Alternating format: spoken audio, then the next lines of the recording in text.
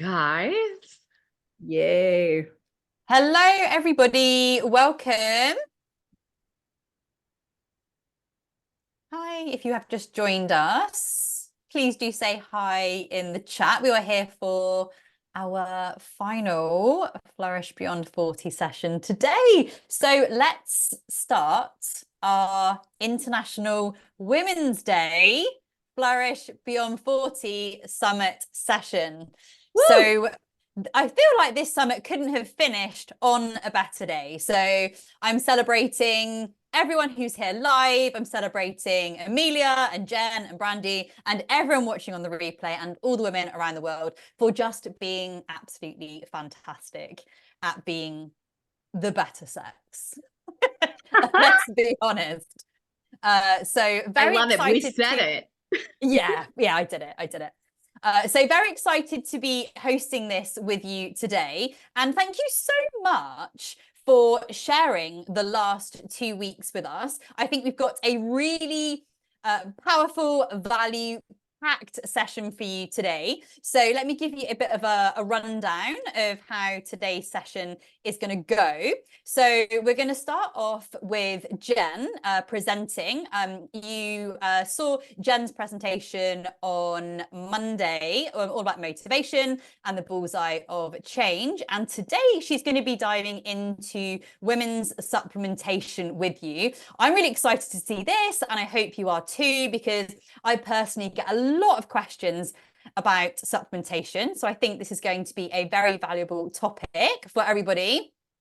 Then we're going to transition into our panel Q&A discussion. So we've had a load of questions pre-submitted today for us to answer. So you'll be getting opinions from one or maybe two coaches in the panel on your burning questions. And if you're here live as well, feel free to start putting in questions into the chat now if you want to, and we'll come back to those later. You know, it's like when something comes into your head, you just need to like get it down, or save it until we start the Q&A. Either is fine.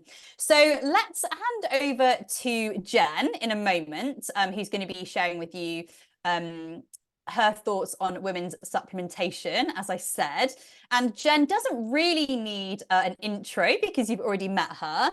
But Jen is an optimal health coach, and she is the host of the podcast Salad with a Side of Fries. She has been described as a force of nature in the health industry, which means that you must listen to what Jen says. So I'm going to hand over and let's dive in. Are you all good to go, Jen? I am. I'm going to share my screen here. Can you guys see this? Yeah, that's We perfect. see the giant. Amazing. Okay, great.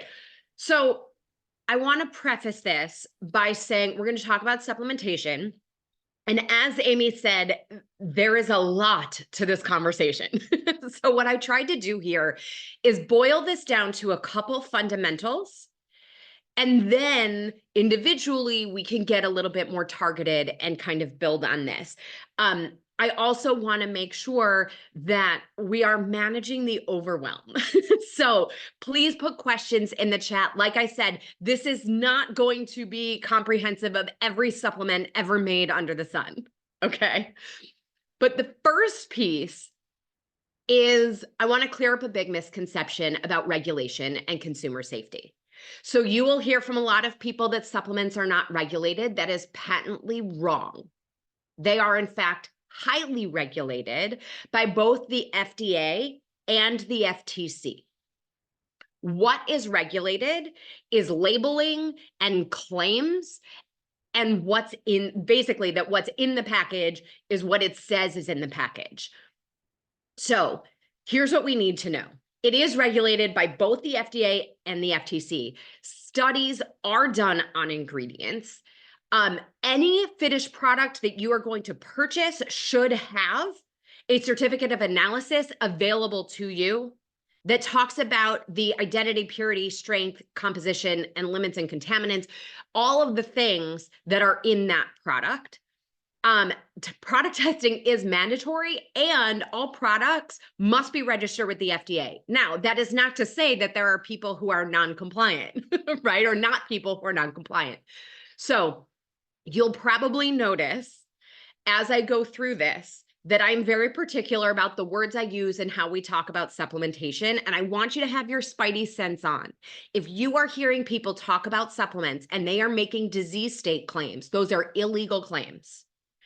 So what supplementation does is nutrients can support structure and function in the body. So also when it comes to questions, please, I will try to rephrase questions so that they are in a way that I can answer them. And we will do our best. So with that, I want you guys to know everything that I'm going to talk about today is available in the US and the UK. It meets compliance standards and the regulations across the globe.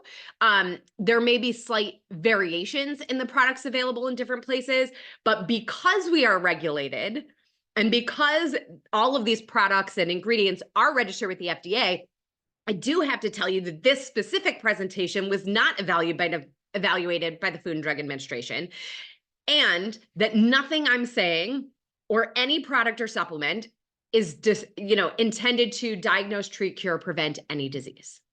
Okay, with all of that said, do we get the nutrients we need? I mean, I know this is the standard American diet, but I think it's all safe to say that we all know that we're not, right? And this is really a function of not just our food habits, which we know could stand to be improved a little bit. It's also a function of the quality of our food. And this could be a whole other presentation onto itself. But here's what's really interesting. The Council for Responsible Nutrition did some research, and they looked at nutrients in 3 ways. They looked at people who are eating and getting nutrients from food alone, and that eliminated any foods that were enriched or fortified. So think your cereals and flours and all these processed foods, eliminated. Then they looked at people who had, foods from the earth plus the enriched and fortified foods. And then they looked at people who had both of those plus supplementation. And what they concluded is that the only category of people who meet the nutrient needs of the human body are those in the 3rd category, where they eat fresh fruits and vegetables, they also eat fortified foods, and they supplement. So what that means is that supplementation is no longer a luxury. If we are to meet the nutrient needs of the human body for optimal health, we must add to our nutrition with strategic supplementation. Now, having said that, we cannot supplement our way out of poor nutrition. We always want to start with food first. Okay. So with this summit, and what I'm going to talk about today, we're really focusing on women's hormonal and metabolic self-care with supplementation.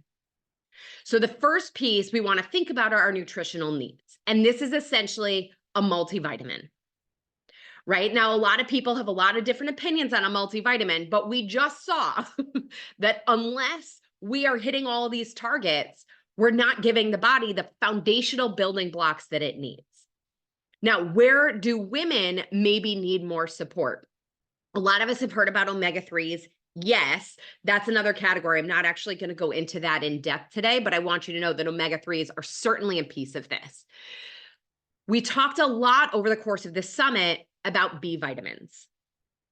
B vitamins in our food come from a lot of animal protein.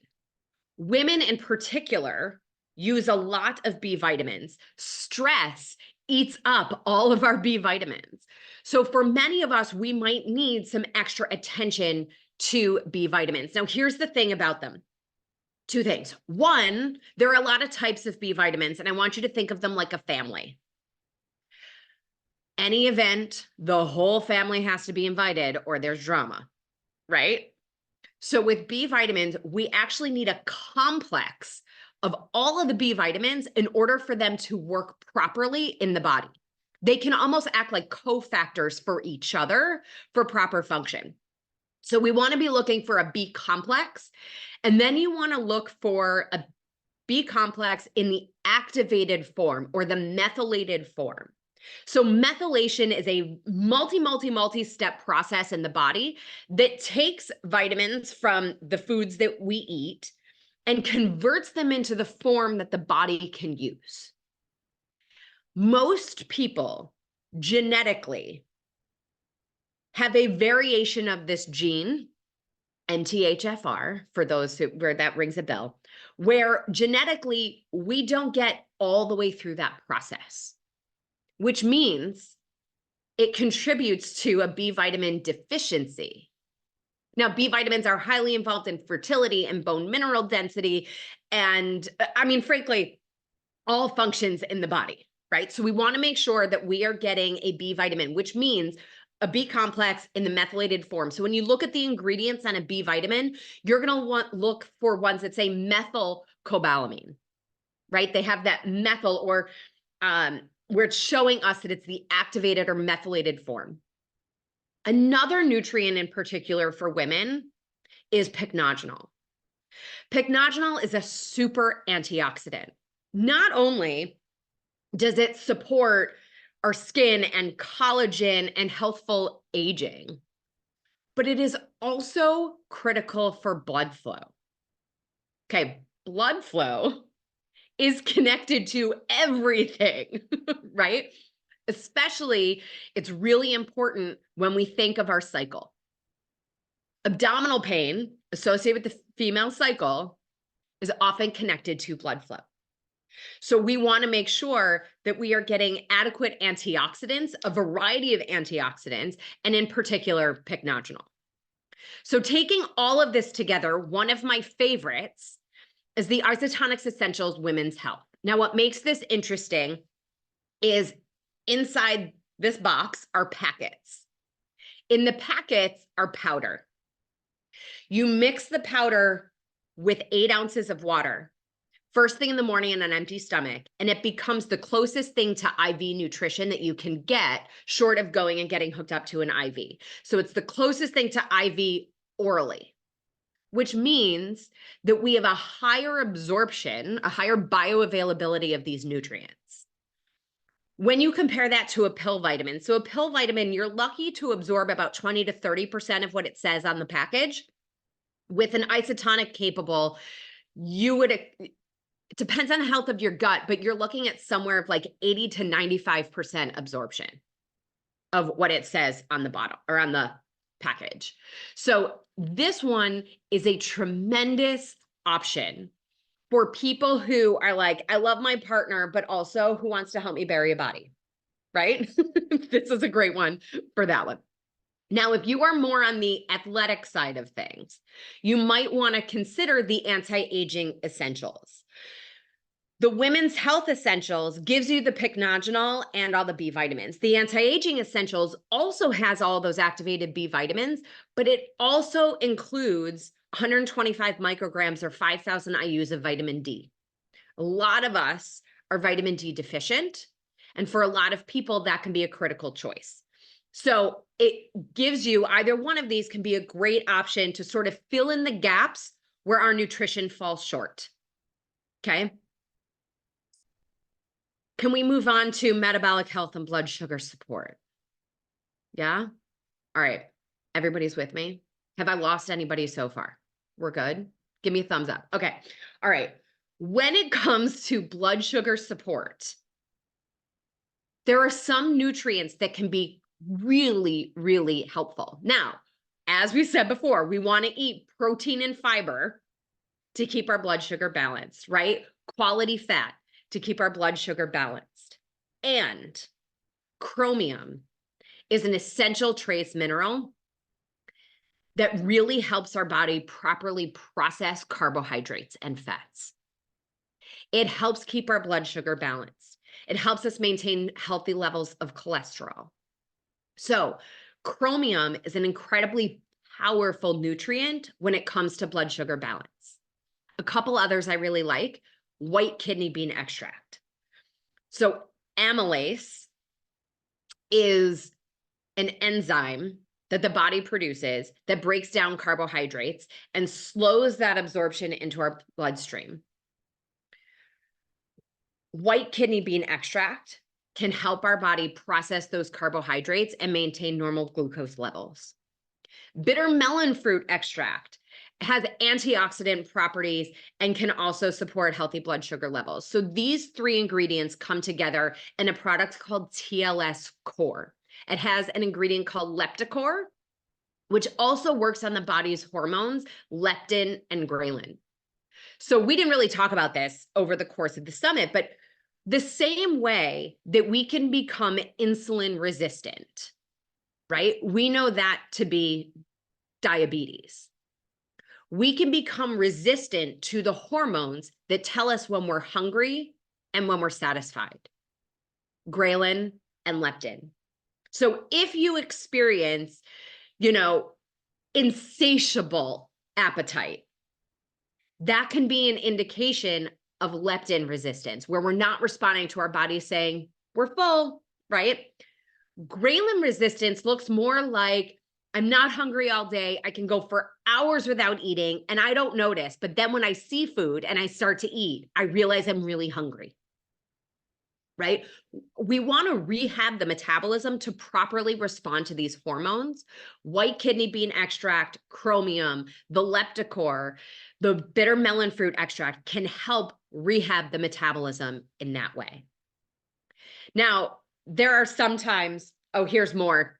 These are the legally approved claims on the TLS Core: maintaining normal blood sugar levels, promoting normal insulin activity. It also helps stimulate lipolysis, which is the breakdown of body fat, and can help us feel satisfied, right? Because it's helping us respond to those hormones. If you are a late night eater, if you feel like you have uncontrollable sugar cravings, TLS Core is a great tool to help you get to that place and help your nutrition, the protein, fiber, quality fat, that's helping you feel more satisfied. It's like getting everybody rowing in the boat in the same direction, right? Now, sometimes we put these together in this kick the cravings package. So there's one other one in here that I want to highlight, and that is the Trim Tea or the Trim Cafe. Now, the active ingredient in here is African mango seed extract. So we talked about leptin and ghrelin before. African mango seed extract works with a hormone called adiponectin. Adiponectin is inversely related to fat cells. So the more fat cells we have, the less adiponectin. The more adiponectin, the less fat cells. So we also see between the TLS Core working with leptin and ghrelin and the Trim Cafe or the Trim Tea, whichever you prefer, same active ingredient, working with adiponectin, we have a gut to brain and a brain to gut connection in terms of rehabbing the metabolism and supporting blood sugar balance. Now, stress is big. We actually in the summit didn't have time to dig deep into sleep and stress. When it comes to stress, we want to make sure that we are getting our activity, that we are getting sleep, that we are building things into our days that help us manage and mitigate the body's physiological response to stress. Some of those things that can help us do that are herbs and botanicals. So many people these days, ashwagandha is a big one, right? People are hearing about ashwagandha all over. Holy basil is another one. L-theanine is actually an amino acid that supports GABA and dopamine, right? The feel-good neurotransmitters. And we talked a little bit about iodine when we talked about thyroid support. So what's interesting about all these botanicals and these as well, and these herbs, is that they are a category of herbs called adaptogens. So adaptogenic herbs means that they bring us back into equilibrium. So if something's too low, it can bring it up. If something's too high, it can bring it down. It helps us sort of maintain this like homeostasis. So very different than how pharmaceuticals work for mood, right? Adaptogenic herbs bring us back into balance. So this isn't like a formula that has all of these, by the way, can be really supportive. And what helps you versus what helps me might be a different combination of these various herbs. So I'm a big fan of formulas that have a combination of herbs versus one that has like goes all in on one thing. Okay, so my favorite is this one. It's called Adrenal, Cortisol, Thyroid, and Stress Support Formula. So this is a formula that has all of those herbs and botanicals in them. And it really is like the keep your cool product. There is no like, oh my God, skies are parting, angels are singing, right? And there's actually also no like Eeyore have the floppies. It's really just like, today was stressful and I just kind of kept my cool, right? Like I was just even keeled. I kept my equanimity, right? Like I'm handling this day like a champ.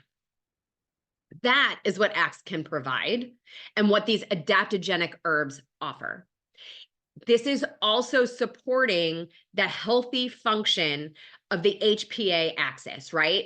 We've talked about stress. We talked about the pituitary gland. We talked about the adrenals and the thyroid. We want all of these things working together, and these herbs can help support that. Now, if you are somebody who feels like they have a very stressful job, this might be something you want to consider. If you are somebody where you are fine during the day, but then you go to lay down to bed and then your mind is going and you're like, I don't know how people just lay down and fall asleep. You might want to take Axe before bed. So according to the herbalist who formulated this, you could actually take it up to 2 pills at a time, up to 4 times a day in times of particularly high stress. And all it's doing is just helping the body's physiological response to that stress to keep us sort of calm and even keeled. What's great about this one is that you don't have to necessarily take it all the time to have the benefit. So you could take this on days where you're like, life's rough. And if you don't need it other days, you don't have to take it. It's all good. Okay, let's talk about hormone balance for a second. And again, things are never simple, right?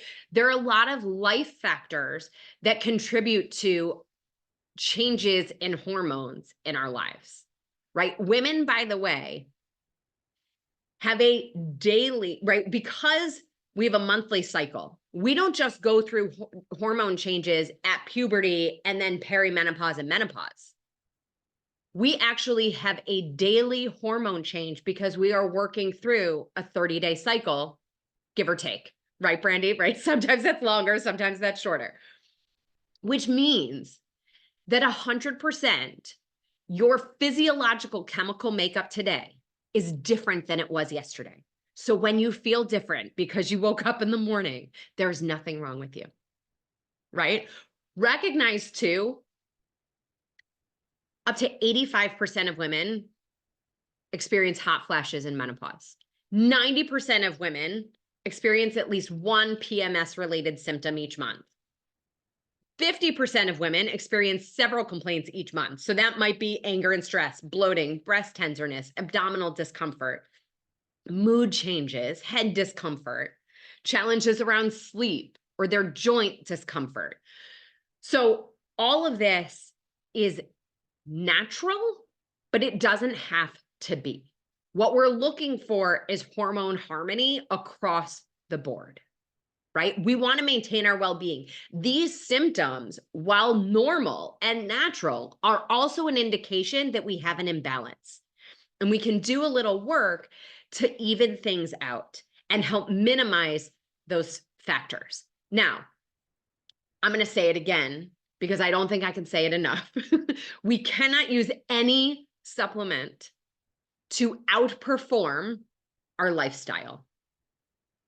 So these are some awesome things to do on a daily basis to help give our body our best chance of hormone balance.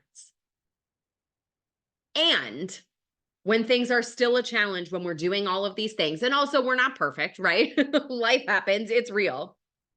We can use some supplementation to help support, to fill in some gaps. right? So many of us are familiar. We're talking to the 40 plus crowd, right? So many of us are familiar with a lot of these symptoms. And again, it all tracks, it all makes sense. And we can use some tools to help support the body. So some key ingredients to look for hormonal balance: black cohosh, chasteberry, dong quai. And now you could take a screenshot of this and go to, your local store and see if you can find formulas with these in them. Each one sort of serves a different purpose. But for the sake of not getting too in the weeds, essentially what we have here with these ingredients are support around the mood swings, support around estrogen balance, support around cramps, right? That uterine muscle, breast health and comfort. Let's see. Dong quai is great for blood flow. So there's a lot of pieces in here that are all supportive. Wild yam is about the progesterone side of things. So we're looking at a really comprehensive approach here by using a variety of herbs and botanicals. So the important thing, and I think we've covered this, right, especially with Brandy, is that we need all of these hormones in balance. And so it's also helpful to give our body the tools to do what it does best and what it knows to do. Sometimes our best bet is to help it do what it's got to do and get out of the way, right? So one of my favorites is the Prime Feminine. It has all of those botanicals, all of those herbs, and it is shown to help support people in their younger years, as well as people over 40 experiencing perimenopause and menopause symptoms.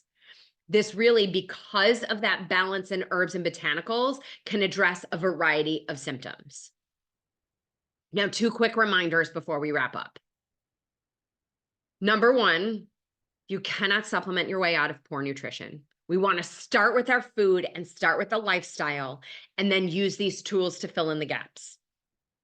And the other side of this is that we really want to look at personalization. What do you need? What's going to be your best combination? Because what you need is likely different than what I need, and that's okay. That's natural. We expect that, right? So while I offered some suggestions here, it might be that we might sit down and say, hey, you know what? I'm actually going to start us on something that's just a pycnogenol or just a B complex, and that's okay. Right? So here's what we have for you before we get into the Q&A. By the way, for people who are not in the US, let me know. I'm going to send you a different link. So the QR code on the left is taking you to a site where you can see more of the ingredients, the prices. You could order the things that I talked about today. The QR code on the right is for what I call the Nutri-Physical. This is a series of questionnaires that you can answer that will help us personalize a supplementation regimen for you. Now, the more questionnaires that you complete in the Nutri-Physical, the more information we're going to have. So you'll start with the foundational one, and then you could choose certain ones, or you could do all of them. The thing that I would say is don't buy anything when you get those results, because it's going to make a lot of recommendations. The part that it's not great at is understanding your personal priorities. So that's where we get to come together and help create a plan for where to start and then how we might adjust over time. So that the Nutri-Physical is the QR code on the right. Today's products are the QR code on the left. I just did a lot of talking. Tell me what questions we have. I know we're going to do a whole Q&A. So tell me if there are specific questions here, if we want to just jump in. Thank you so much, Jen. Can I just chime in with one question, which I think other people might be thinking as well? So at what point in a woman's health journey do you think she should be thinking about adding in supplementation? It's a great question. And of course, this is going to be an annoying answer. That's But kind of all different for nutrition questions everybody. have annoying Right, answers. right. It's kind of different for everybody. And it depends on the challenge that we're looking to address. So for something like the blood sugar balance, we might want to start it right at the beginning because some of those nutrients are super helpful in that transition, super helpful in managing those cravings. Because when we fill in those gaps, right, especially with chromium and the white kidney bean extract and the leptocore, some of those cravings will take care of themselves. And then it allows us to notice when those cravings show up, and we can have sort of a different approach to our troubleshooting and our learning and exploration and learning to listen to our bodies. Something like a prime feminine might be something that we add a little bit later on. One of the things to recognize is that people have a lot of different philosophies. I'm a big fan of, I don't want to add too much all at once if we aren't familiar with the products or you, right? So with some of these, I'm very familiar with them. If somebody has, a challenge or a side effect, I know which one like would potentially create that. So I feel comfortable with maybe starting some of these. The other side of that is, for some people, starting slow and low is a key approach because then we can see how we feel, see how we respond, and then potentially we add in the next one and see how we do. Right? So yes, I love what you're saying. There's no point repeatedly mopping a leak. You need to fix the leak. Mopping a leak, you need to fix the leak 100%. Yep. Yeah, I'll just read out Lucy's Yeah. comment in the chat here for those on the replay. Lucy said, as medical herbalist, it's great to see herbs be included in a nutrition program. I love herbs as well. When I was struggling, ashwagandha was an absolute savior for my stress levels. So Lucy said, the key to herbal support in particular is making lasting change and taking herbs ongoing. This gives them the opportunity to nudge the body back into balance for longer term effect. Adaptogens support mind and body, but the lifestyle shifts have to come alongside as well. Absolutely. We can't out supplement anything, especially not stress. Yeah, and there's no point in repeatedly mopping up a leak. And here's to that point too, by the way, with some of the nutrients, it also comes down to dosage, right? So for example, if you had a house fire and you poured a thimble of water on the house on fire, you would say water doesn't put out fires, right? But we know that enough water with enough force can put out the house fire. So sometimes part of this approach is putting out the fire, right? And then we can address some of the ongoing and get to a more of a maintenance approach. So yes, it is all about, right, nudging that body, putting out the fire, all systems go, so that we can support everything we want to accomplish and help our body do what it knows how to do. Yeah, well said, well said. Thank you, Jen. I very much enjoyed learning a little bit more around supplements today. And if any other questions are going to come through in the chat, then we can sweep those up. But I think now would be a good time to transition into the second part of today's session, which is going to be our panel Q&A discussion. So we are going a little bit longer today to make sure we have time to cover everything. So we're going to be going for 90 minutes.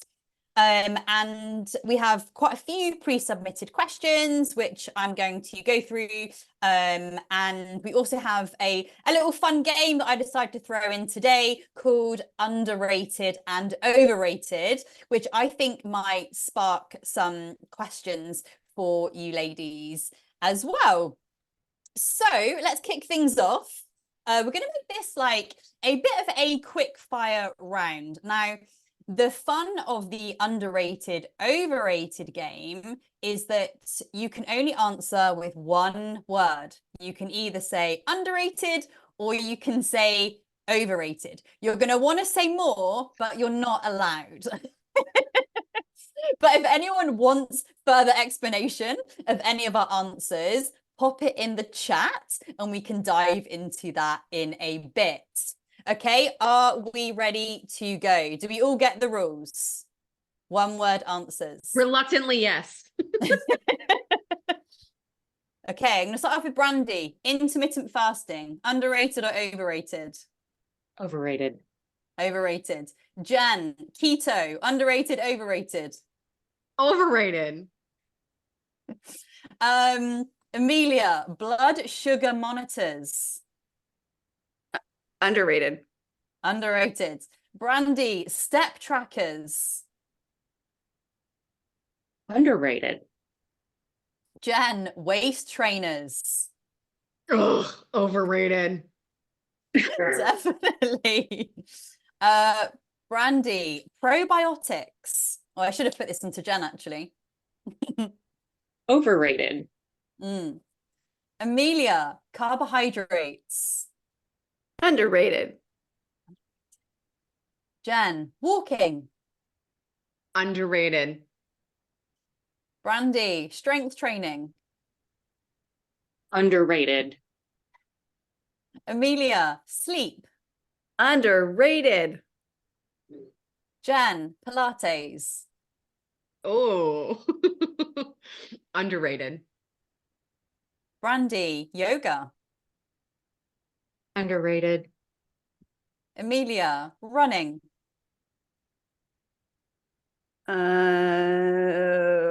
Overrated. Jen, hormone testing. Ugh. Depends. She's out. She's out. You can't be on the fence. I know it's I horrible. 100% answering agree. some of this. 100% agreed. It depends. Yeah, we can't answer that one. That's okay. I know. If I had to pick, I would actually say overrated. Cool. Brandy, 75 hard, and assuming you know what that is.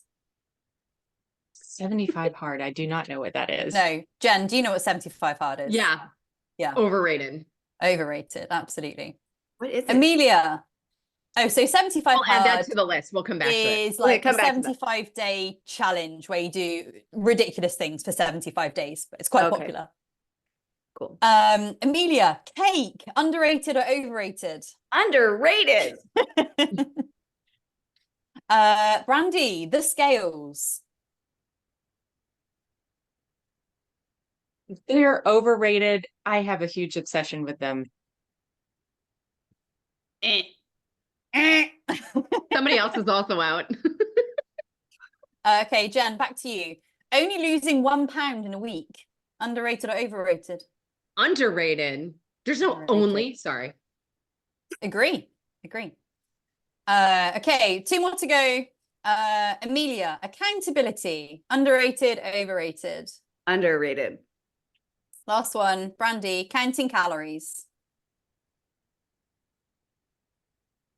Overrated. Overrated. Whew, okay, is anyone sweating a little bit after that? Or is that just me because I've got my heater on? That was intense. It was very stressful to only say one word. And caveat to all of that is that these are just our opinions. And like Amelia might have answered different to Jen, and Jen might have answered different to me. They're just opinions, but definitely some food for thought, I think, with some of those. So let's By the go way, if you guys into- have follow-up questions on any Yes. of those or why we If you- said certain things, or if you want somebody else's opinion on one, throw them in the chat so that we're sure to go back. Yes, please do. Please do. So I've got a ton of pre-submitted questions here. And what I'm going to do here is direct each question at the coach that I think the question might be more suitable for. And perhaps a couple of us might answer in slightly different ways as well.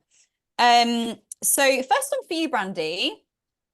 Can we get some guidance on scoring the thyroid test? Scoring total and per section. What does it mean? How can we start helping ourselves before we get into a doctor?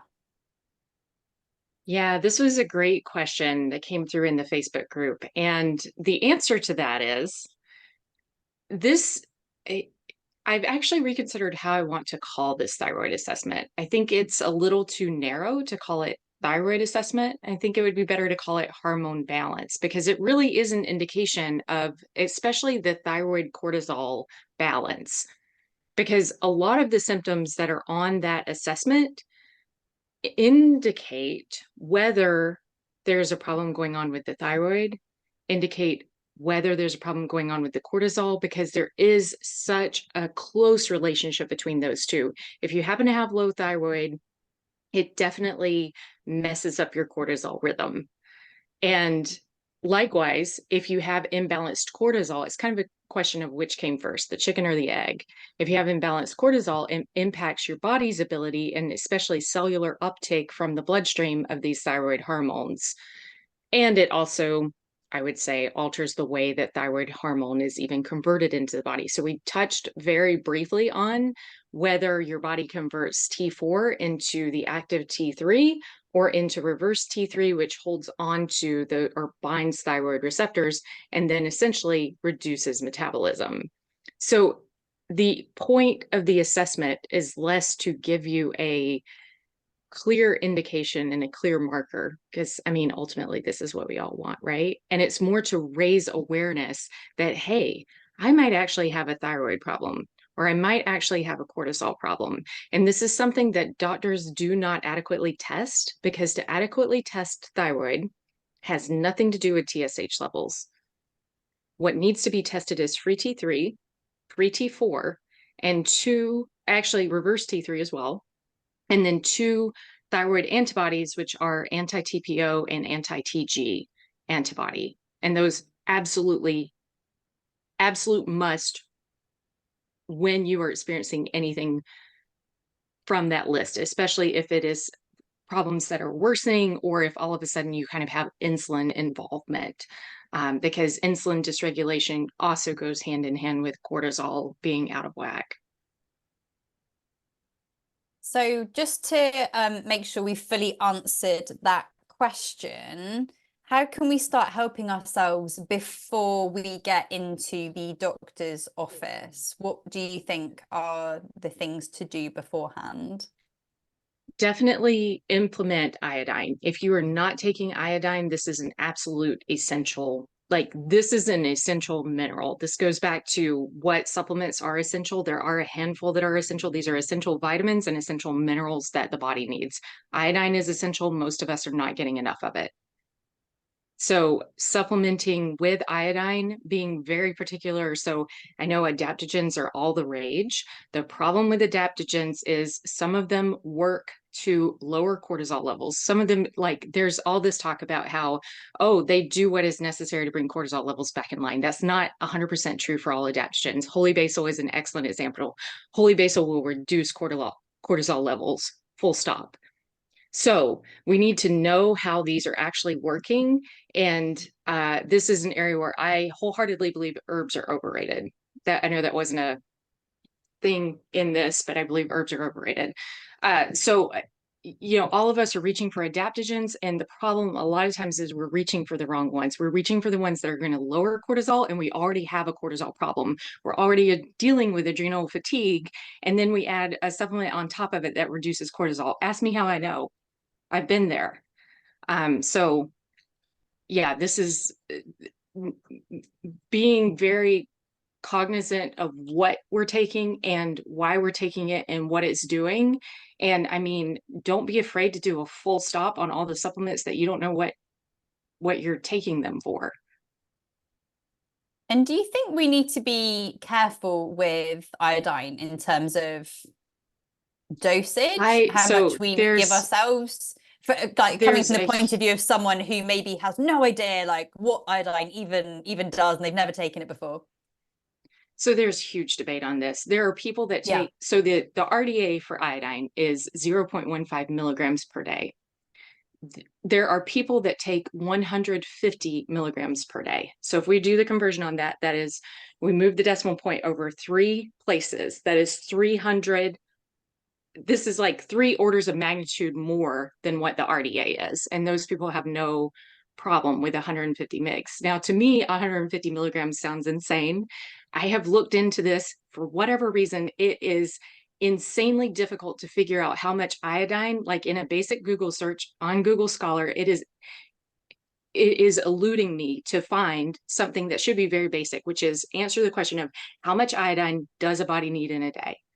Now, what we can do is look at other populations. So if we look at Japanese population, they're getting about 14 milligrams of iodine a day. I have been playing around with iodine on my own. And as somebody that is dealing with an autoimmune thyroid condition, I do better in about the 15 to 25 milligram range a day. When I drop below that, I start to struggle a lot with symptoms. Is that the right dose for everybody? No, I don't think so. Yeah, and that's where this personalization piece is so key, right? And we want to make sure we're not just like messing around with these things.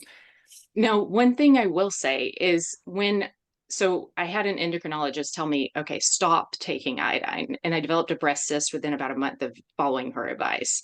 What reversed that breast cyst is reintroducing 150 micrograms, or actually, sorry, 300 micrograms a day. So these are kelp tablets, now makes them, they're relatively inexpensive on Amazon. I introduced one of those back into my diet a day. It's 325 micrograms. I'll get the dose right eventually. So 0.3 milligrams. I introduced that resolved the breast cyst. I was on that dose for a really, really long time until, it's only fairly recently that I've started playing around a lot with how much iodine a day I'm taking. Okay, I hope that answers that question for the lady I who just want to submitted that. chime in on the RDA thing. And Lucy, you put this in the chat, but I think it's really important. So these dietary guidelines of how much we're supposed to get in a day are the minimum requirement for the body to not deteriorate into rickets and scurvy. It was designed in time of war to figure out the minimum that we could feed our military. And so it is not indications of what we need for health. So we don't necessarily need to be inherently alarmed by seeing something that's more than 100% of the recommended daily allowance, the RDA, or some of those kinds of recommendations. But we do want to make sure that we're paying attention to our bodies, and that it makes sense for working with somebody to help you figure out what might be your best dose of some of these things.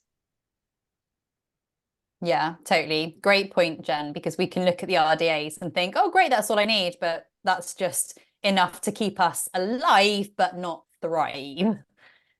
Okay, let's go to our next question. And this one I think is going to be a great one for Amelia. So when I'm stuck in a mental or emotional rut, what do I do first? I love this question. The first instinct that we have is we don't like feeling in a rut. So our first instinct is to fight it and fix it. And that's completely natural. But the very best thing you can do is what often is the scariest, which is to tell the truth about it. Be super honest by naming it, by being willing to tell the truth about this, either low grade or deep thing that feels terrible. Because our fear is that if we start to tell the truth about it, or if we open ourselves to the full feeling, we'll just keep like drowning and going in that direction. And it's just not true. So it can be scary to do that, but it's the most liberating thing you can do. And it's the fastest track to relief and a new path and somewhere new. If we dig down and don't tell the truth about where we are, we literally can't get to where we want to go. So this is partially what we were doing with some of the light mapping, certainly with the storytelling. Name it in like single words and pay attention to how you're feeling about it. Don't try to change it right away. just let it be, because it's like all of our emotions are and thoughts that are on the surface unhelpful to us are there to just point us, help us see where change is needed. And so, but accepting it from a loving standpoint by just naming it, welcoming it, asking it, what it wants to teach you. These feelings come up because there are actually trying to help us. So, what is this here to show me, to help me?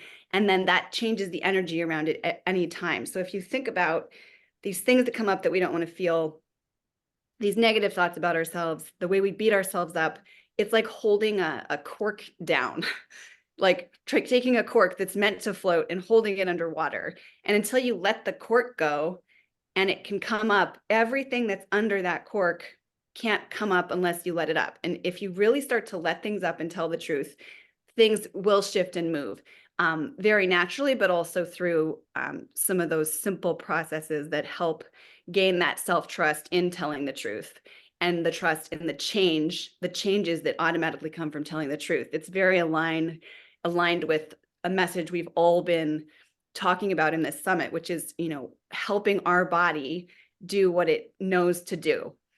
And with thought and emotion, it's the same thing. It's partnering with your thoughts and emotions, letting them be your friends so that they can release and help your body know what to do, because that's your thoughts and emotions are cellularly affecting your body. And you can create the flow, you can create the trust, you can create literally the sensation of love for yourself for the very first thing, telling the truth. Oh, I think that was such a perfect answer to that question, because we can often make our struggles, our feelings and emotions wrong, can't we? Like, we shouldn't be feeling that way. And the more you fight it, like, the more it stays. And so we need to acknowledge that it's there, it's real, like, what is it? And then, yeah, we can move on. So whatever emotions you have when you're feeling stuck, like, they're valid and they're there. Yeah. Okay, next one. Jen, I'm going to hand this one over to you. So what's the best type of exercise for fat loss? Whatever one you'll do. Like, the most Wow. important kind of movement is the movement that you will actually do. Now, having said that, building muscle is critical for improving metabolism. I always say muscle dictates metabolism, right? Removing body fat requires muscle.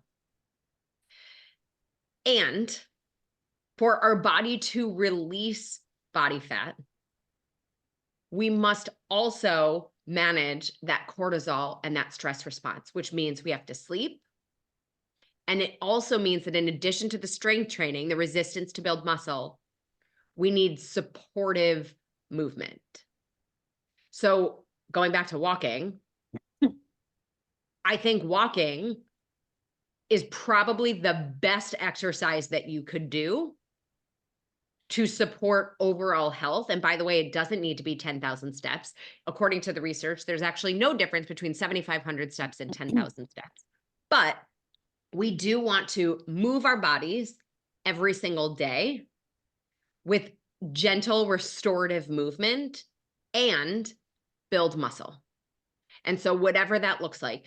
And so for a lot of people, and especially coming from the calories in, calories out, and move more, eat less approach, a lot of us have adopted this thing of like, if the workout isn't intense enough or isn't long enough, it doesn't count.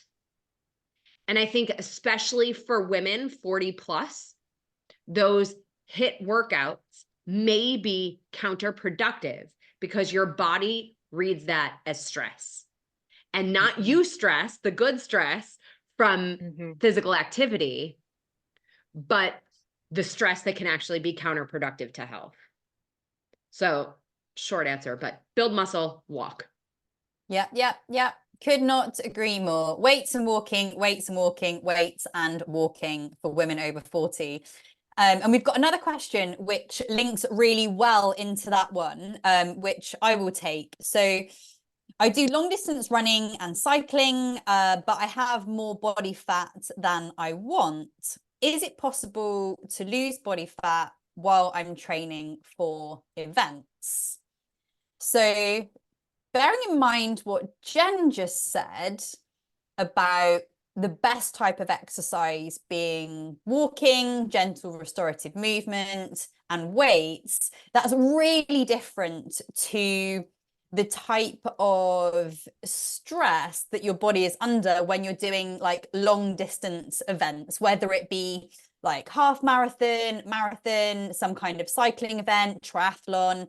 Like these endurance type events, they don't lend themselves to putting muscle on our body, which, as Jen just said, is really the foundation of our metabolism and our metabolic rate. And so anything we can do to maintain and build muscle over 40 is going to be our number one priority over 40 if you want to get your body fat down, coupled with restorative movement that we can do to get stress hormones down.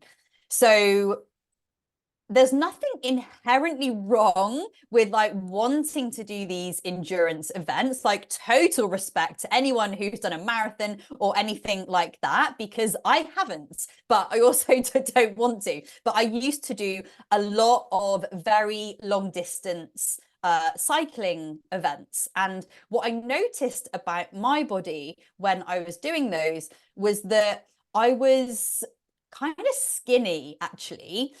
People would call me skinny, which I hated, but I'd still have quite a bit of belly fat. So it was like skinny arms and legs, and then like flabby tummy.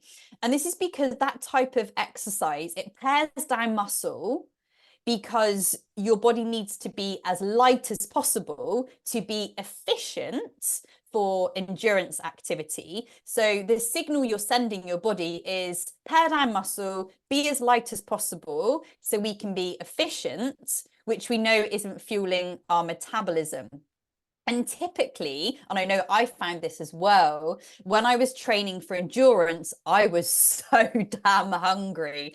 And I would usually end up eating back way more energy than I was even expending in the events. So I end up with low muscle mass and a kind of skinny fat look. Hopefully you've heard of that phrase, skinny fat, where you're sort of small but flabby. And that's oftentimes what happens when we're focusing on endurance events over traditional weight training.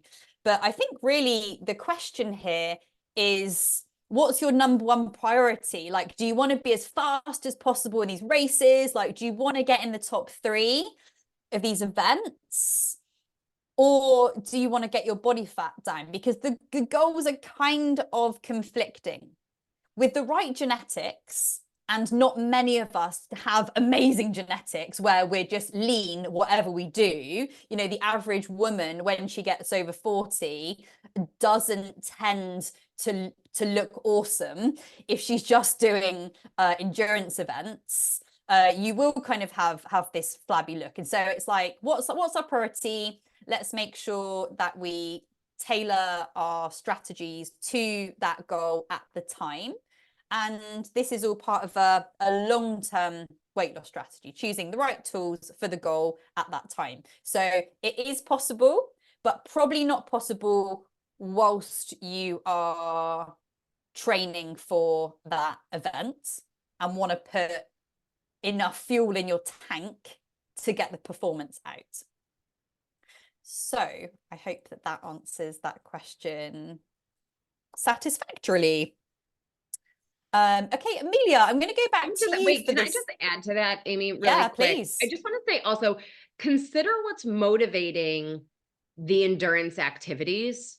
Yes. A little bit, like do we really enjoy them and we're doing it because it's this hobby, or have we gone down this path thinking that that's the path to the body or whatever that we're looking for? And so I just think something to think about. There's no right or wrong answer. It's just something to think about. That's so valid because it affects the energy with which the thing is done, you know, very much so. Yeah, I think that's a really, really valid point, Jen, because I think it can be very easy to maybe get wrapped up in these things, thinking that's what you need to do, or like your friend or your colleague, or there's like a work thing going on where it's like, oh, cool, let's all like do this event. And you're thinking, brilliant, this is going to really get me motivated to work towards my weight loss goal, but it might not be the right tool for you. Exactly. So Amelia, this question that I have for yourself, I've tried and failed at so many diets. I don't believe my body will lose weight anymore. How can I work on my mindset around this? Absolutely. Well, this is another version of, you know, really exploring that belief, because this is accomplished really well in the 2-story exercise that that we covered. Really articulating the structure of what that belief is, you know, and so that it can be compartmentalized. It can be put to the side and usher in a full articulation of what is absolutely just as true as a full potential and possibility that exists. And I think it's the ability to tell the story of what that attempt was, who you were in the attempt, or tell it present tense, who you how that attempt felt, who you were in it, what your relationship was within it, what your motivation was within it. A lot like what Jen said, perhaps it was like, I'm doing this to make this happen, maybe, versus not from a place of actual desire or love. And then be able to script the present so that another future is in possibility of what this next effort or alignment, you need to align with a new story so that you can proceed out of the old one. And then you will be able to leave the other one behind, because again, the step that we usually don't do is the articulation of we go kind of forward into a new story or a new diet or a new exercise regime, not fully having told the truth about what happened before, and not fully defining all of those things, the mood of this attempt, who we are now in this attempt, again, tooled with the guiding questions that of if when I'm my best version and when things are working, you know, for me, you know, who am I and what is my new relationship? But it needs to be made new. Otherwise, the energy of the old attempt, even if all of the on paper and physically all the new things are different, you're still pulling the energy along with you of the past attempt. And again, nothing is wrong with anything that didn't work before, but being able to have that propel you into a healthy state with the new attempt in health is crucial. Yeah. Does anyone else want to add to that tool before I go on to the next question? No. Okay, cool. Do you want to, Amy? No, I think Amelia covered that perfectly, actually. And yeah, you've got to rewrite your stories. Otherwise, yeah, you just bring the old bad energy and repeat the cycle, right? Yeah. And also like, and it all starts with a choice. Right. And continuing to practice it in a way, you know, not that you've got this whole huge story to like re-say in your head every time you go to do something, but there are anchor points that are going to be the most sparkly, bright things when you sit and work out the stories one time, you're going to be able to drop the other one and practice all your attention on the new one. And in there are like, I remember Jen was talking about like a Post-it note type of anchor. There's going to be clear anchors that are short and sweet that you can post-it note them, and you're just going to remember, you do all the work, it's in you, and then when you're coming up against some stuff, it's like you've got the one word, the title of your new story, or your motivation or whatever, and that becomes the anchor point, and then all of that work that you've done is there already supporting you, instead of kind of like just flying by the seat of our pants, making stuff happen, you know, or letting go of that thing. I'm going to let go of that thing and I'm going to do this. It's like the subtleties of the work that we've been doing. The subtleties is what is going to support you and give you the correct anchor to keep you going. Yeah, and I will add to this actually, and I can't remember whether over the last couple of weeks I have mentioned this yet, but when I explain to my clients the priorities when it comes to female fat loss, I explain it like a pyramid, and there's 4 layers, and like nutrition and exercise are right at the top, and really the base of the pyramid is all about working on your mindset. But I think so many women want to go straight to the less important stuff at the top because it feels accessible, it feels shiny, and it feels sexy.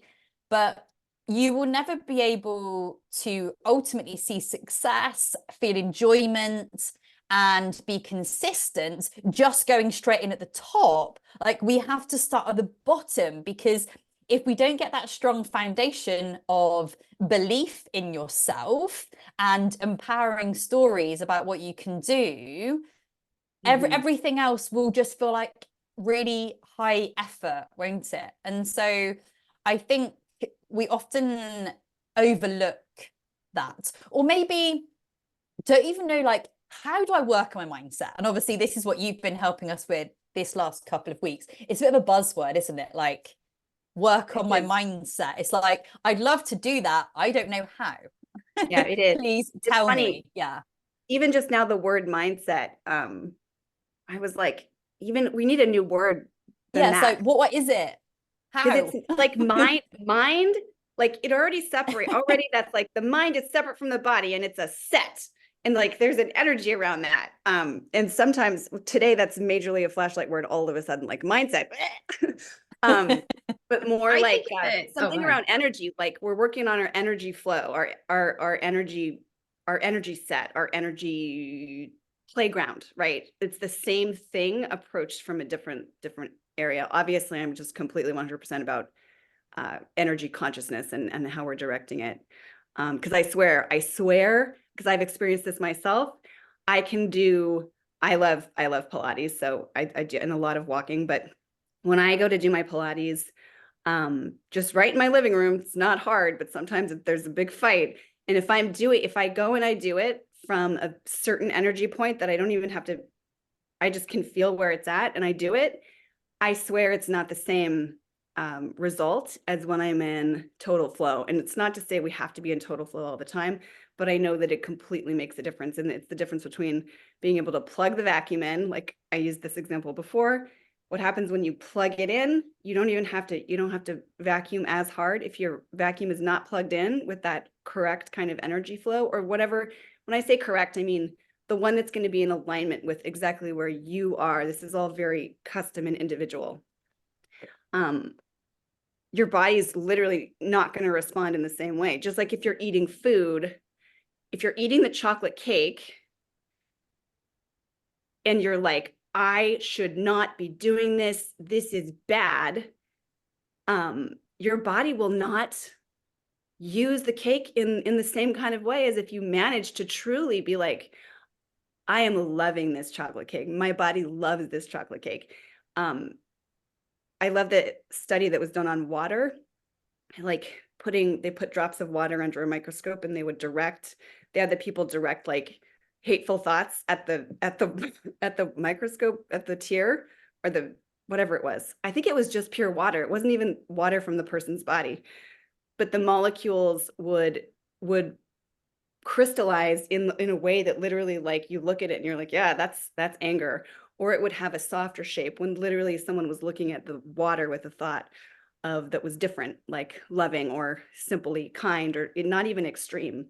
So if you haven't seen that study, it's super well worth looking up, and you can think of that if you think of nothing else in terms of the thought interacting with like the 80% of water that is your body. Yeah. So I think of it too as just our thought process around this stuff, and recognize that we're changing and evolving our approach to all of this, and our thoughts are delayed from that physical approach.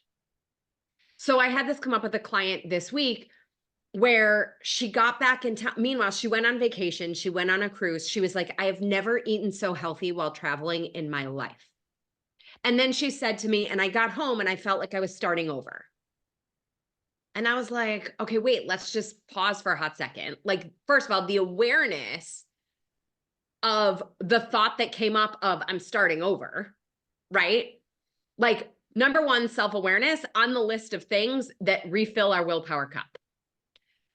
Number two, okay, I'm aware of this thought, but like, going back to Amelia's point, is this actually true? What's true? I have never eaten healthier while traveling than I did this last week. So the idea that I'm starting over because I'm home is old stuff coming up because that was the old thought pattern. wow. So we can do the cancel. I'm actually not starting over. I'm picking up and continuing on because this is how I live my life now. And Right, so just after, the like- awareness, yeah, After a first time win, after what seems like a massive win. exactly. She just went into her kind of old default state, like what she's always known, I guess. What a Exactly. cool story. Mm. And like, if you have pen and paper right now, just write this down and maybe refer to it at some point, because what we're all talking about now is your brain and thought work. And this is where everything starts. So I want you to write down thoughts, okay, little arrow, feelings, little arrow, actions, little arrow, and then results. Because your results always I'll put it in the chat. start with your thoughts. So your thoughts will dictate the way that you feel. You might just feel like emotions just like come out of nowhere, but they don't. They start with your thoughts. And the way that you feel, like whatever that emotion is, whether it's a positive or a negative emotion or a neutral one, is going to dictate the action that you do take or that you don't take on a day-to-day basis. And that's going to equal your results and your reality. And that, once I learned this quite a while ago, that was a light bulb for me, because then I realized if I wanted a different reality, I had to create different thoughts. Like, you have to go right back there. And stress was my problem. Like, that was the feeling that I felt all the time. And I was doing that to myself. So I had to go back to the quality of my thoughts so I could get a different result and reality for my life. So I hope that that little nugget is helpful for you. It might not be, but it was pretty life-changing for me. Okay. Should we move on to the next question, or any more thoughts there? No? Okay. I guess this question is for me. So, what does a build phase look like in terms of exercise? So this is referring to the roadmap to female body transformation that I shared with you in our, I'm going to say first session, where I went through the 4 B's of body transformation. So burn, boost, balance, and build. And so what does a build phase look like in terms of exercise? So the approach here is going to be very similar to what we've just talked about in terms of what is the best kind of exercise for fat loss. And you might be like, huh? A build phase is about building muscle. but our whole strategy needs to be on the type of exercise that's going to give us the best metabolism and metabolic rate, which is always strength training. So if you're in a burn phase, the purpose of strength training is to maintain muscle whilst you lose fat, to preserve it and hold on to that metabolic rate. In a build phase, it's the exact same exercises and probably the exact same routine that's going to help you to build upon that muscle mass to give you muscle tone and definition. So most women don't really want to put on like stacks and stacks of muscle. They just want to feel firm, defined, and toned. And that's what a build phase gives you. So if I was going to outline like a typical structure of what I might do or what I might recommend for a client of mine to help answer this question. And by the way, I'm in a build phase currently and have been since last May. So that's quite a long time because it takes an awful long time for women to build muscle, depending on your genetics, of course. So you're never just going to wake up in the morning and go, holy crap, where did all this muscle come from? Like, it's super slow. You need a lot of patience and just commitment to the process, which means that you have to enjoy it ultimately to be able to commit to it. So anywhere around 3 to 4 weight training sessions a week is going to do it. And if you're a complete newbie, then even 2 sessions a week is going to be enough for you. I'm really focusing on the exercises that are going to give you the biggest bang for your buck, especially if you don't want to spend loads of time in the gym. So we call this in personal trainer language compound movements. So they're movements which use multiple joints at the same time. So these are going to look like, for upper body, things like press ups, bench press, rows, pull-ups, things that require you to use a lot of muscles at the same time. And then for your lower body, we're looking at things like deadlifts, lunges, squats, hip thrusts. They're exercises that allow you, because you're putting so much muscle into them, to move a significant amount of weight. And ultimately, that's what we need to build muscle. Over time, train our body to be able to lift a significant amount of weight. So it's no good picking up the pink dumbbells that are like £5 and always lifting those in your workout. You want to be gradually either doing more reps or lifting more weight over time to tell your body, hey, we need to get stronger, we need to build muscle, because next week she's going to want me to do another rep, or she's going to want me to lift a heavier weight. And that's why your body starts to get stronger and lay down more muscle tissue so that you can handle the potential stressor that's going to happen next week. So think about 2 to 4 times a week, depending on your exercise experience, the time that you have in your life, big compound movements. You're going to be working out somewhere between 30 to 60 minutes, again, dependent on how much time you have. And you're going to need to dig deep. So women don't put on muscle very easily. Like, you're going to have to get uncomfortable. And this is going to look like getting to the point where I'm going to use as an example an overhead press. Okay, so if I had 2 dumbbells in my hands and I was pressing them overhead, say on week 1 of my program, I can pick up the £5 dumbbells and I can do 10 of those. But actually, when I get to that 10th rep, it's really slow and my arms are shaking a little bit.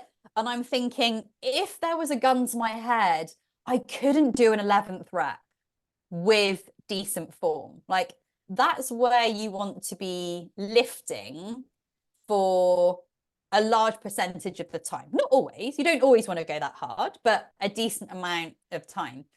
And then so next week, you might find that you can do 11 reps with that weight. And the week after, you can do 12 reps. Then the week after that, you're going to go up to 5 pounds and go back to doing 10 reps. And so that's basically the sequence. Every single week, start to add more reps or more weight. And that's a very simplistic way of looking at it. Different individuals are going to need different intensities. We need to factor in other stresses going on in your life. I also have a way of factoring in menstrual cycles as well with the way that I work with women. There's certain weeks in the cycle where I'm like, let's go nowhere near fatigue. Let's just back off. And so there's that to take into consideration as well. So really in a build phase, you want to be lifting as heavy as you can for your capability. Okay. Heavy looks different to everybody, depending on your experience. I got hope a that answers your follow question. I wanted- Okay. question. Oh, go ahead. Yeah, Yeah. I've got a follow-up question on that. So, how many times a week do you recommend working out the same muscle group? So there's been different studies on how many sets are optimal for each muscle group per week. But the sweet spot that I found is if you're doing full body sessions, so you're doing upper body and lower body in the same session, 3 times a week is going to do it.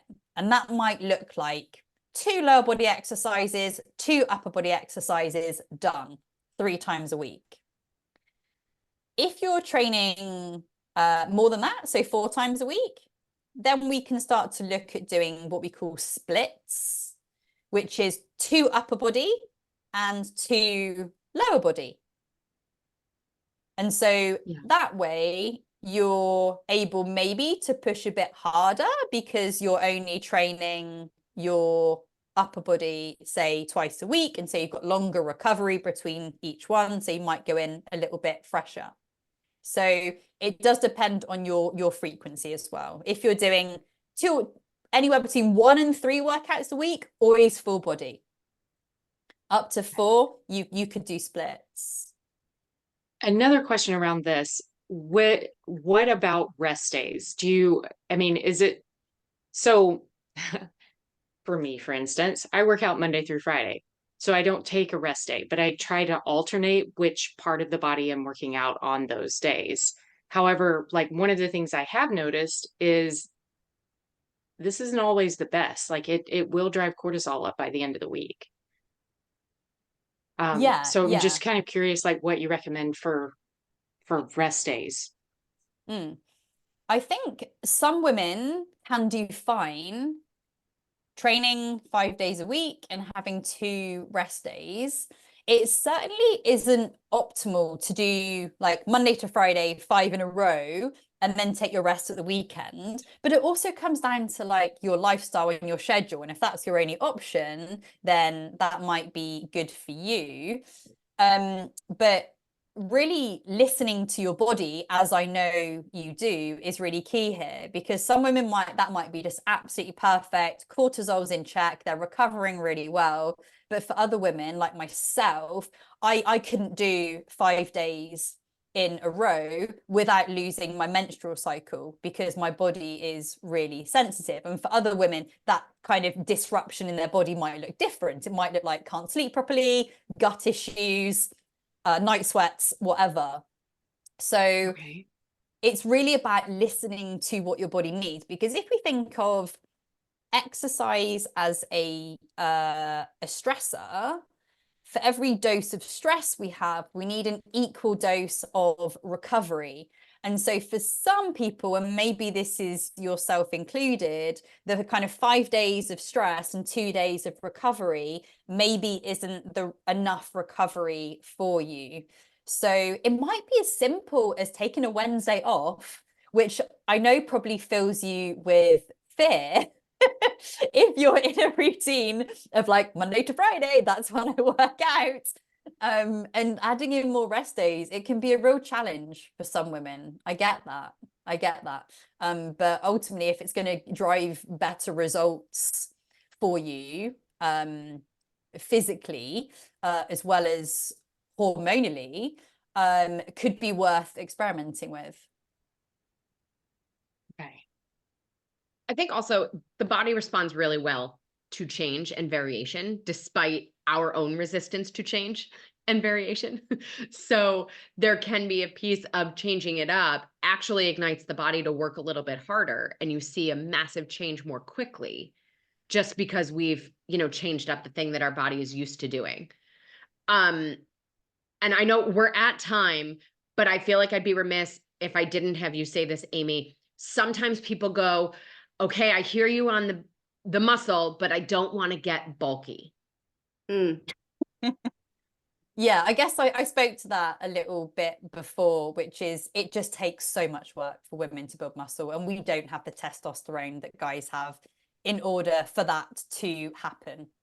So there's probably a very, very small percentage of women who would feel bulky from training, but it's very, very unlikely to happen to you, and it's certainly not going to happen overnight. Exactly. Yeah. Do you know what? Thank you. I was getting so into this Q&A today. This session has just flown by. And so let's wrap up with one final question, which is, if someone wants to get more support with their health and their weight loss journey, how would they know which one of us coaches to work with? Like, who would be the best person to help them? Perhaps we could each dive into a bit more detail on what we specialize in, who we like to work with, what we're really great at, in order to answer that question. Brandy, would it be okay if I started with you? Sure. So I think with this, I really feel like this goes back, I kind of alluded to this. My favorite illustration to use for this is, imagine that you are tubing down a river and you bump into a rock, and it's a pretty big rock. Now, some of us, we have the option of steering our tube to the right or steering our tube to the left, or just getting up, picking up our tube and walking over the rock and getting back in the river and continue our journey. Some of us, we hit a rock and it's at a point in that river where it's constricted, and we've got a bank to our right and we don't have enough room on the left to go. And our only option is to go over that rock. So this is where I'm going with this, is for some of us, the door is wide open for your next choice. And which one of us is the right person to work with, is who do you feel drawn to? And it really is just that easy. For some of us, it's a little more, okay, I've either hit this snag where I feel like I need to work on mindset. Like, I feel like I'm not going to be able to get anywhere without changing my perspective. And so Amelia would be a great choice for that. And it's not to say that Jen and Amy don't work on mindset. So I think, I'll stop there, let you all speak more to yours. If you are in the place where you've been on this weight loss journey for a while, and maybe you've been working with coaches in the past, and for whatever reason, it feels different in this moment at this time in your life, I think that is where I am able to help, like, simply because that has been my own journey. It was all of a sudden I was doing all of the things, I was going along, floating along happily, and I hit a wall. And then it has been kind of an 8-year journey to get to the other side of that rock that was in my own river. And it ultimately led me down this whole hormone piece. I also think with me, I am not, my main focus is not weight loss. Whenever I work with any woman, my main focus is not weight loss. It is all of the other things. What leads people to me is they have something else going on. They have something, there's a weight loss component of it.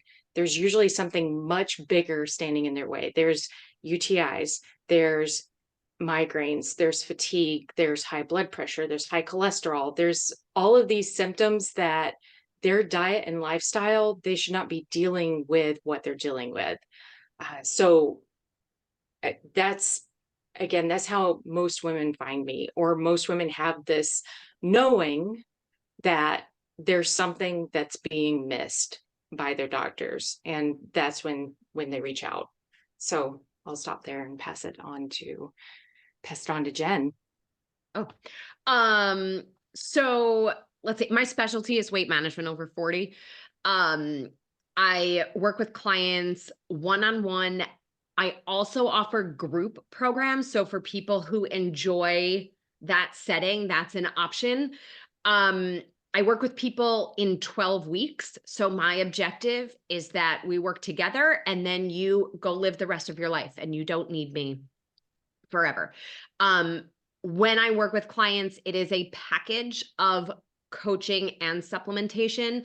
There are also some people who are like, I'm actually good on the coaching piece. I just need some help because my doctor told me I need omega-3s and I don't know what to pick. So that's certainly an option for people as well, in terms of things that I can offer. And as far as the curriculum goes or the client goes, a lot of times my typical client, like you guys have done every diet under the sun.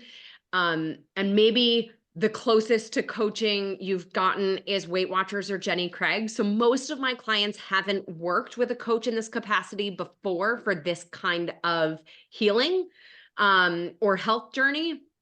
And then the curriculum that I work with, we're going to start with a lot of the nuts and bolts nutrition and then get into everything else that makes this not quite so easy, like sleep, stress, travel, behaviors, all of that other stuff too.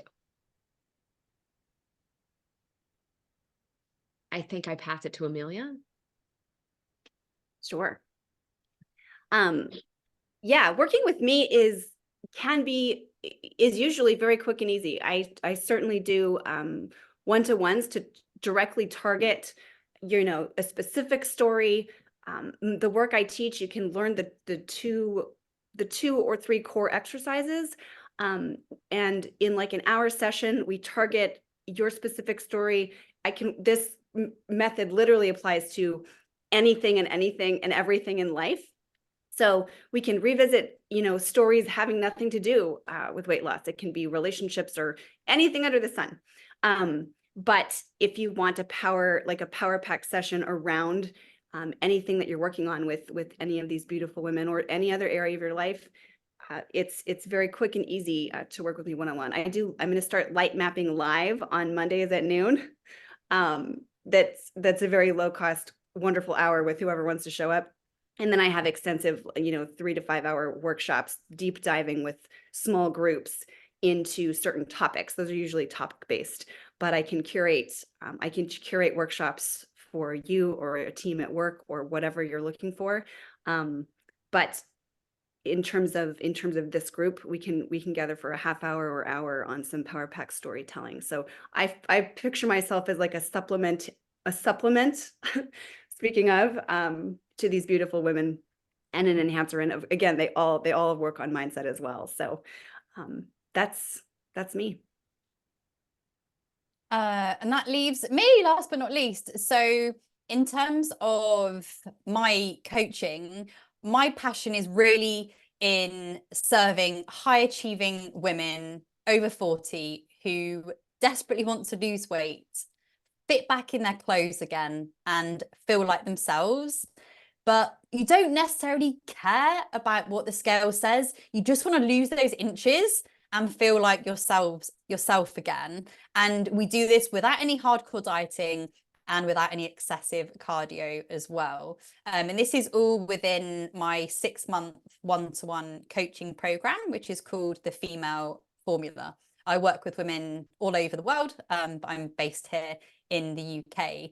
So the reason why I feel like the Female Formula is really perfect for women is because it's a very holistic approach, which is all tailored towards female hormones and female metabolism. That's really at the heart of it. And so we're looking at metabolism, macros, mindset, menopause, and menstrual cycles. Those are my M's. You probably gathered by now, I like alliteration. And so we'll work together so we can get a custom roadmap for you to completely transform your body using my 4 Bs: burn, boost, balance, and build. And that's why it's a 6-month program. So I can take you through all of those phases without doing anything unsustainable. We're going to focus on nourishing your body with real food and making enjoyable lifestyle changes. So if you want to get in touch with any of the coaches here, we can drop some details in the chat now. Also include those in the follow-up email to you. So I guess we are 10 minutes over time now. Apologies for those of you who, if we ran into your time at all, but grateful that you're still here with us. And I guess this is where we say goodbye. I'm going to challenge you all to book a call with one of the coaches to discover if we might be able to help you. And I want you to do it within the next 24 hours. And the reason I want you to do that is because I know how easy it is to sign up for courses, to watch videos, and just like get down a rabbit hole of research mode and not take any action. And this summit is all about helping you to get some answers, take action so you can get a result. So go ahead and reach out to one of us and see if we can help you with whatever your goals may be. And I know that I speak for all of the coaches here when we say thank you so much for joining us. We know that this is just the start of us getting to know each other. Come and follow us all on socials. Perhaps some of us might work together in the future. And lastly, there will be a survey coming over to you as well. And we would be so very grateful if you could spend a couple minutes to give us some feedback about what you have or haven't enjoyed in this summit, so that we can take that on board and serve you better for next time. So Amelia has just popped that survey in the chat. And if you're watching this on the replay, you'll find that in your email as well. Did I miss anything? Thank you, everybody. Congratulations. Kudos to all of you. Happy International Women's Day. Just adore each and every one of you. I'm so excited to see what's next for everybody. Thank you. It's been a blast and an honor. Thank you all. Yeah, thank you all. Thank you, everybody. Bye. Bye. Thanks, Amy. Bye.